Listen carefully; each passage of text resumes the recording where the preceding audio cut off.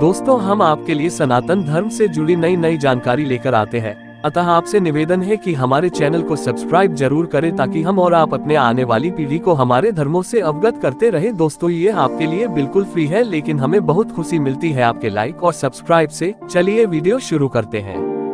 दोस्तों, आज के वीडियो में हम बात करने वाले हैं पांडवों के वनवास के बारे में। वनवास के दौरान पांडव कहाँ रहे, कौन किस भेष में रहा और पांडवों ने ऐसी क्या गलती कर दी जिससे कौरवों को अज्ञातवास के बारे में पता चल गया। तो बने रहे कहानी के अंत तक। चलिए शुरू करते हैं। पांडवों के वनवास जाने की शुरुआत जुए के खेल से होती है।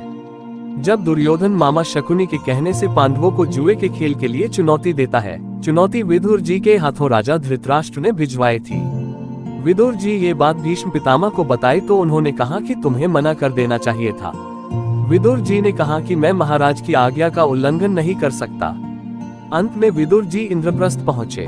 वहां पर विदुर जी का खूब स्वागत हुआ। विदुर ने पांडवों को बताया कि उनका भाई दुर्योधन उनके साथ 64 जुआ खेलना चाहता है। पांडवों ने इस निमंत्रण को स्वीकार कर लिया।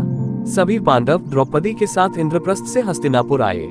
हस्तिनापुर आने के बाद सभी पांडव और द्रौपदी भीष्म पितामह, गुरु द्रोणाचार्य, राजा धृतराष्ट्र आदि से मिले। अगले दिन सभी दरबार में मिले जहां जुए का खेल खेला जाना था। दुर्योधन ने हठ करी कि मेरी ओर से पासे मामा शकुनी फेंकेंगे।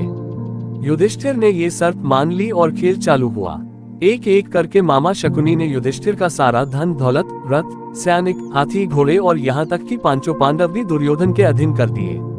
फिर दुर्योधन ने पूछा कि तुम लोगों को हार माननी है या अभी और कुछ भी है दाव पर लगाने के लिए। फिर दुर्योधन बोला कि अभी आपकी पत्नी द्रौपदी को आपने दाव पर नहीं लगाया है।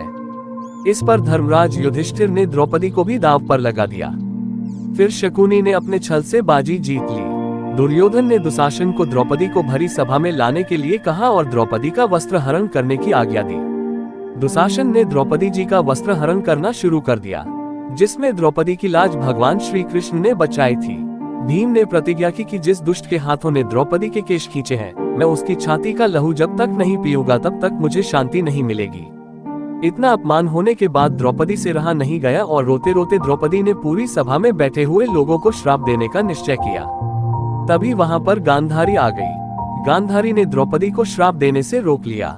धृतराष्ट्र को भी अपने कहे का पछतावा हुआ और उसने द्रौपदी से क्षमा मांगी। धृतराष्ट्र ने द्रौपदी से वर मांगने के लिए कहा।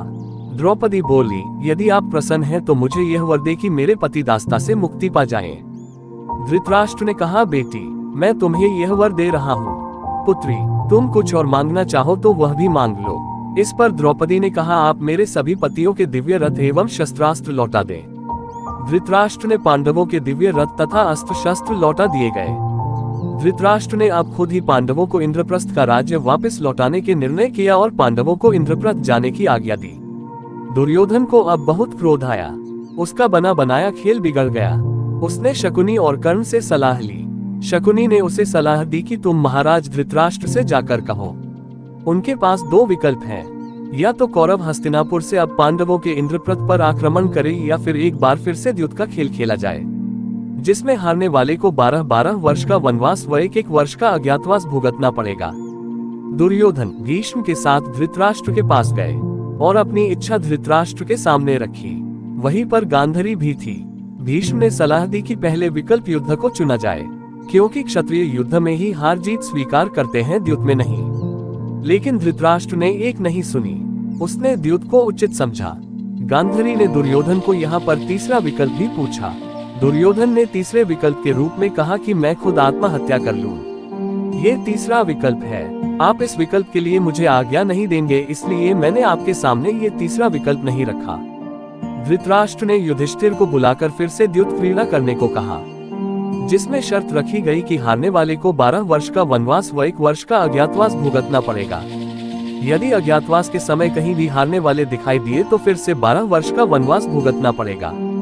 युधिष्ठिर ने अपने भाइयों व द्रौपदी सहित फिर से द्यूत सभा में प्रवेश किया। इस बार फिर से शकुनी ने ऐसी चाल चली कि पांडव 64 में हार गए और उन्होंने 12 वर्ष का वनवास व 1 वर्ष का अज्ञातवास स्वीकार कर लिया। अज्ञातवास का अर्थ है बिना किसी के द्वारा जाने गए किसी अपरिचित स्थान में रहना। द्यूत में पराजित होने पर पांडवों को 12 वर्ष जंगल में तथा 13वां वर्ष अज्ञातवास में बिताना था। पांडवों के जीवन में अज्ञातवास का समय बड़े महत्व का था। अपने असली वेश में रहने पर पांडवों के पहचाने जाने की आशंका थी, इसलिए उन लोगों ने अपना नाम बदलकर मत्स्य जनपद की राजधानी विराटनगर में विराट नरेश की सेवा करना उचित समझा। वनवास के 12वें वर्ष के पूर्ण होने पर पांडवों ने अब अपने अज्ञातवास के लिए मत्स्य देश के राजा विराट के यहाँ रहने की योजना बनाई। उन्होंने अपना वेश बदला और मत्स्य देश की ओर निकल पड़े। मार्ग में एक भयानक वन के भीतर एक शमशान में उन्होंने अपने अस्त्र शस्त्रों को छुपाकर रख दिया और उनके ऊपर मनुष्यों के मृत शवों तथा हड्डियों को रख दिया, जिससे कि भय के कारण कोई वहां ना आ पाए। उन्होंने अपने छद्म नाम भी रख लिए, जो थे जय, जयंत, विजय, जयतसेन और जयद्वल। किंतु ये नाम केवल मार्ग के लिए थे। मत्स्य देश में वे इन नामों को बदलकर दूसरे नाम रखने वाले थे।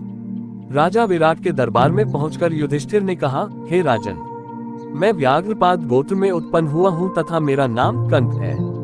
मैं द्यूत विद्या में निपुण हूँ। आपके पास आपकी सेवा करने की कामना लेकर उपस्थित हुआ हूँ। विराट बोले, कंक, तुम दर्शनीय पुरुष प्रतीत होते हो, मैं तुम्हें पाकर प्रसन्न हूँ, अतः तुम सम्मान पूर्वक यहाँ रहो। उसके बाद शेष पांडव राजा विराट के दरबार में पहुँचे और बोले, हे राजाधिराज, हम सब पहले राजा युधिष्ठिर के सेवक थे। पांडवों के वनवास हो जाने पर हम आपके दरबार में सेवा के लिए उपस्थित हुए हैं। राजा विराट के द्वारा परिचय पूछने पर सर्वप्रथम हाथ में करछी कढ़ाई लिए हुए भीमसेन बोले, महाराज, आपका कल्याण हो। मेरा नाम बल्लभ है। मैं रसोई बनाने का कार्य उत्तम प्रकार से जानता हूँ। मैं महाराज युधिष्ठिर का रसोइया था। सहदेव ने कहा, महाराज, मेरा नाम तंतिपाल है। मैं गाय बछड़ों के नस्ल पहचानने में निपुण हूँ और मैं महाराज युधिष्ठिर के गौशाला की देखभाल किया करता था। नकुल बोले, हे मत्स्याधिपति, मेरा नाम ग्रंथिक है। मैं अश्वविद्या में निपुण हूँ। राजा युधिष्ठिर के यहाँ मेरा काम उनके अश्वशाला की देखभाल करना था। महाराज विराट ने उन सभी को अपनी सेवा में रख लिया। अंत में उर्वशी के द्वारा दिए गए शापवश नपुंसक बने, हाथी दांत की चूड़ियां पहने तथा सिर पर चोटी गूंथे हुए अर्जुन बोले, हे मत्स्यराज, मेरा नाम वृहन्नला है। मैं नृत्य संगीत विद्या में निपुण हूँ। चूंकि मैं नपुंसक हूँ, इसलिए महाराज युधिष्ठिर ने मुझे अपने अंतःपुर की कन्याओं को नृत्य और संगीत सिखाने के लिए नियुक्त किया था। वृहन्नला के नृत्य संगीत के प्रदर्शन पर मुग्ध होकर उसकी नपुंसकता की जांच करवाने के पश्चात महाराज विराट ने उसे अपनी पुत्री उत्तरा की नृत्य संगीत की शिक्षा के लिए नियुक्त कर लिया। इधर द्रौपदी राजा विराट की पत्नी सुदेशना के पास जाकर बोली, महारानी, मेरा नाम सैरंध्री है। मैं पहले धर्मराज युधिष्ठिर की महारानी द्रौपदी की दासी का कार्य करती थी, किंतु उनके वनवास चले जाने के कारण मैं कार्यमुक्त हो गई हूँ। अब आपकी सेवा की कामना लेकर आपके पास आई हूँ। सैरंध्री के रूप, गुण तथा सौंदर्य से प्रभावित होकर महारानी सुदेशना ने उसे अपनी मुख्य दासी के रूप में नियुक्त कर लिया। इस प्रकार पांडवों ने मत्स्य देश के महाराज विराट की सेवा में नियुक्त होकर अपने अज्ञातवास का आरंभ किया। विराट नगर में, जो कि मत्स्य देश की राजधानी थी और यहाँ के राजा विराट थे, इसे आजकल के जयपुर से समानता की जा सकती है। इसकी रानी का नाम सुलक्षणा था। इसके साले कीचक थे, जो सेना का कार्यभार संभालते थे। वे भी 100 भाई थे। कीचक भी सूतपुत्र कहे गए हैं। वे बहुत बलशाली थे। कीचक की नजर द्रौपदी पर पड़ी तो वह मोहित हो गया और जोर जबरदस्ती पर उतर आया। द्रौपदी रानी सुलक्षणा की दासी का काम करती थी और सैरंध्री नाम बता रखा था। सैरंध्री, जो कि द्रौपदी ही थी, उसको कीचक ने अपमानित किया गया तो भीम, जो कि वल्लभ रसोइया बना हुआ था, उसने इस कीचक का वध किया। इसी कारण से कौरवों को अनुमान लगा कि पांडव विराटनगर में हो सकते हैं। इसका निश्चय करने के लिए कौरवों ने विराटनगर पर हमला किया, जबकि उनके आपसी संबंध खराब नहीं थे। इस युद्ध को विराट युद्ध कहा गया है। इसमें अकेले अर्जुन ने ही सभी कौरवों को सेना सहित हराकर भगा दिया और उनसे गोधन को वापस ले लिया। विराट की बेटी उत्तरा थी और पुत्र उत्तर था। उत्तरा का विवाह अभिमन्यु से हुआ था, जो महाभारत युद्ध में 13वें दिन चक्रव्यूह में फंसकर मारा गया था। उत्तर कुमार को पहले दिन के युद्ध में शल्य ने मार दिया था। राजा विराट को महाभारत युद्ध में द्रोणाचार्य ने मारा था। उत्तरा और अभिमन्यु का पुत्र परीक्षित कुरु राज्य का उत्तराधिकारी बना और इसने युधिष्ठिर के 36 साल राज्य करके गद्दी चागने के उपरांत 60 वर्ष तक राज्य किया। इनके समय ही कलयुग का आरंभ माना गया है। इनको सर्प तक्षक ने काटा। इनकी मृत्यु सर्पदंश से हुई। इनके बाद हस्तिनापुर और इंद्रप्रस्थ पर इनकी कई पीढ़ियां राज्य करती रही। इनका उत्तराधिकारी जन्मेजय था, जिसने सर्प यज्ञ किया था।